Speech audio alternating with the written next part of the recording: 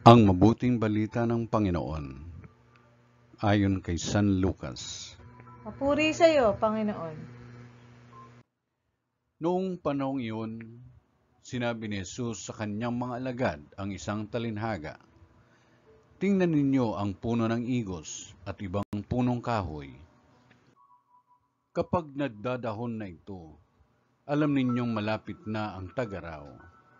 Gayon din naman, kapag nakita ninyong nangyayari na ang mga ito, malalaman ninyong malapit nang maghari ang Diyos. Tandaan ninyo, magaganap ang lahat ng ito bago mamatay ang lahat ng taong nabubuhay sa ngayon. Mawawala ang langit at ang lupa, ngunit ang salita ko'y hindi magkakabula. Ang mabuting balita ng Panginoon.